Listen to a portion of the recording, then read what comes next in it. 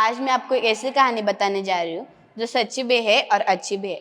हाँ, मैं इस व्यक्ति की कहानी सुनाने जा रही हूँ जिसका जन्म 14 नवंबर 1947 में महाराष्ट्र के पिंपरी में वर्धा इस गांव में हुआ था। जब घर वालों को पता चला बेटी हुई है तो घर में दुख का संतोष मोल गया और कहने लगे हमारे घर में बेटी कैसे पैदा हो सकती है, और इतना बुरा मान गए कि बेटी का नाम चिंदी रख दिया। चिंदी यानी कि फटे हुए कपड़ों का टुकड़ा, गैर जरूरी, किसी काम का नहीं होता। बेटी को पढ़ने लिखने से दूर किया, उसकी 10 साल में ही शादी करवा दी।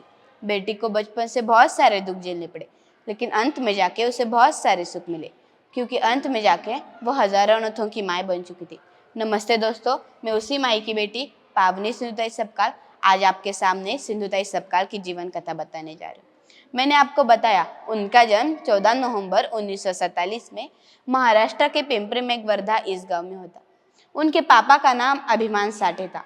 पिताजी तो चाहते थे बेटी पढ़ लिख कर बहुत बड़ी हो, लेकिन माँ नहीं चाहती थी। माँ की इच्छा नहीं थी। माँ से छुप के पिताजी ने बेटी का एडमिशन स्कूल में करवा दिया।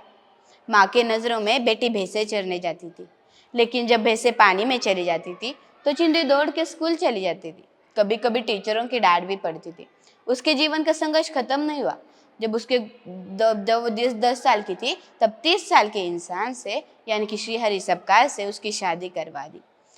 ससुराल में भी उसे बहुत सारे संघर्ष झेलने पड़े।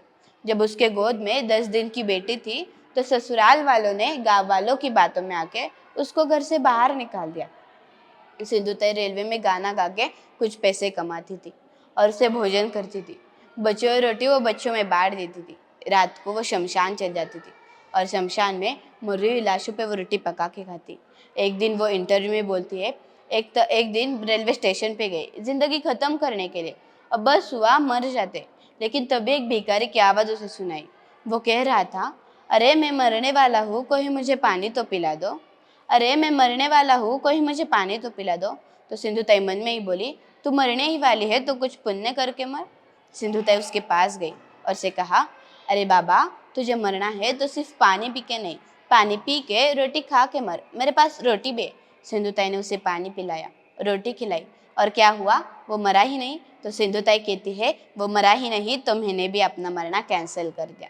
सिंधुताई रेलवे में गाना गा के पैसे कमाती थी और उसे भोजन करती थी, और बची हुई रोटी वो बच्चों में बांट देती थी, और रात को शमशान चली जाती थी। शमशान में मरी हुई लाशों पे वो रोटी पका के खाती थी। एक दिन वो बोलती है, एक तरफ मेरे घर वाले थे जिसने मुझे घर से बाहर निकाल दिया, और दूसरी तरफ वो गई मैया थी जिसने मेरे बेटी को सहारा दिया। तभी तभी सिंधुताई डिसाइड करती है, इन बच्चों की देखभाल मैं करूँगी। इन बच्चों को कोई अनाथ नहीं बोलेगा, इनकी माँ का नाम होगा सिंधुताई सपकाल। और अंत में एक मज़ेदार बात बताना चाहती हूँ। जो व्यक्ति जिसने इतने महान व्यक्ति को घर से बाहर निकाल दिया, हाँ वही व्यक्ति सिंधुताई सपकाल का पति उसके पास फिर से है, और वो कहने लगा, मुझे तुम्हारे पास रहना है।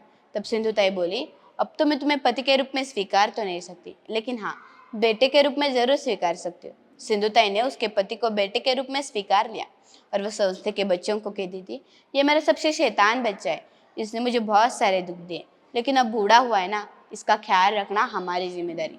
वो जहाँ भी जाती थी बस इतना ही कहती थी, दूसरों के दुख को खुद का दुख समझ के देखो, खुद का दुख कब का भूल जाओगे। धन्यवाद।